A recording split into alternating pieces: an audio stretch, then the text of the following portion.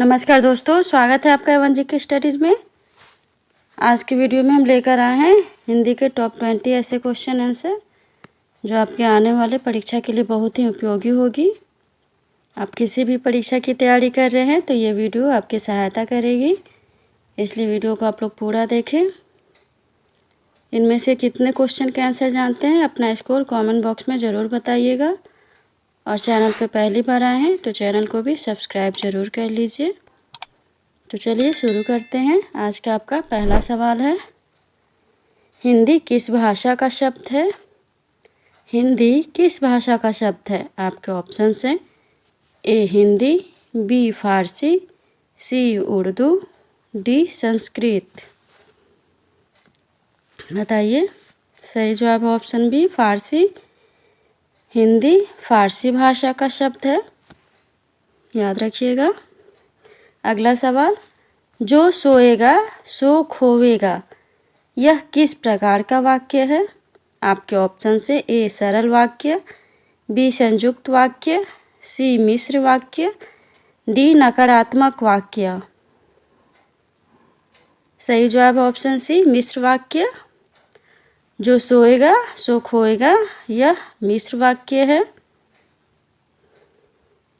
अगला सवाल, विशेषण के कितने भेद होते हैं?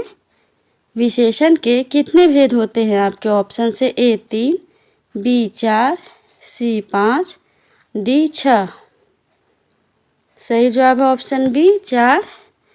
विशेषण के 4 भेद होते हैं, गुणवाचक, संख्यावाचक, परिमाणवाचक और सार्वनामिक विशेषण। अगला सवाल, सूर्योदय में कौन सी संधि है?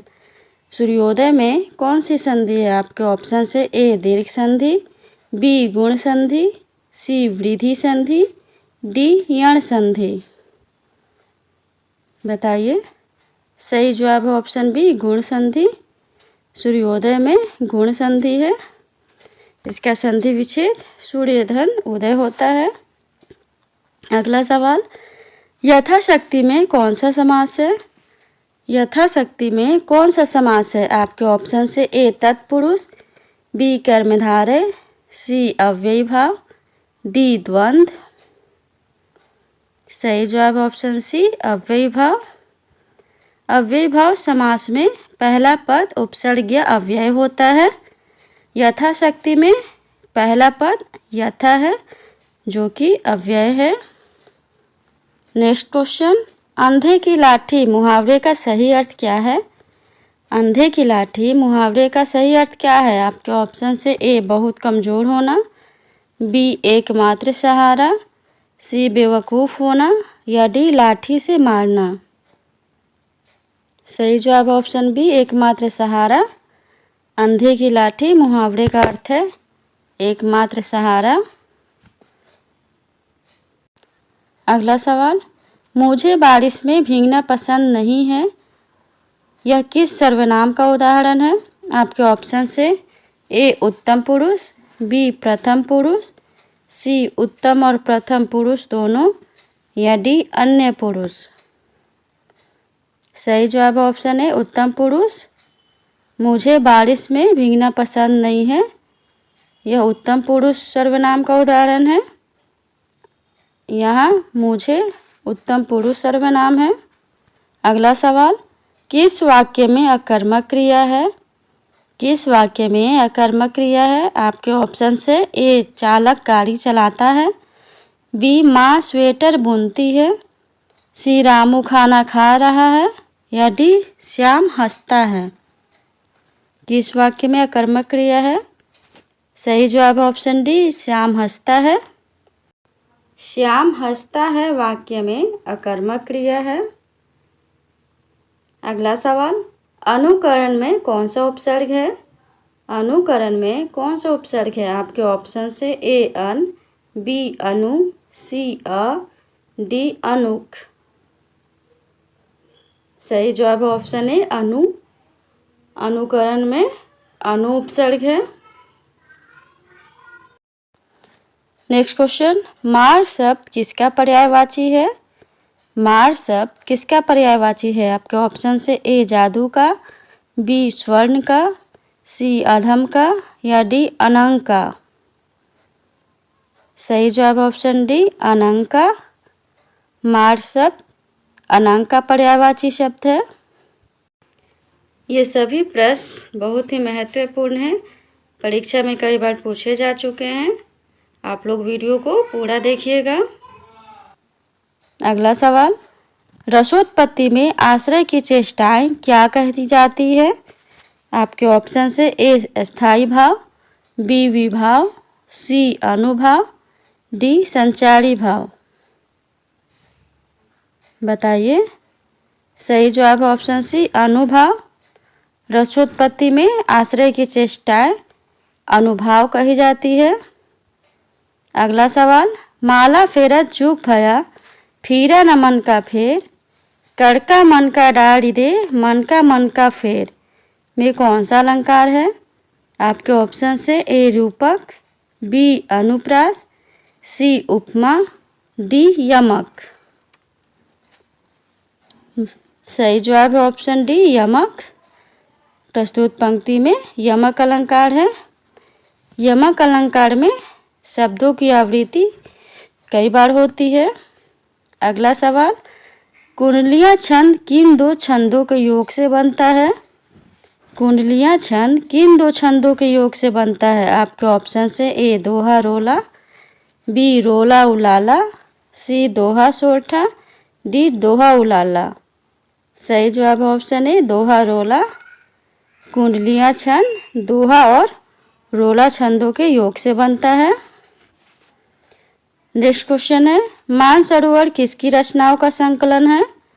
मानसरोवर किसकी रचनाओं का संकलन है? आपके ऑप्शन से ए रामचंद्र शुक्ल, बी महादेवी वर्मा, सी प्रेमचंद, डी रविंद्रनाथ टैगोर।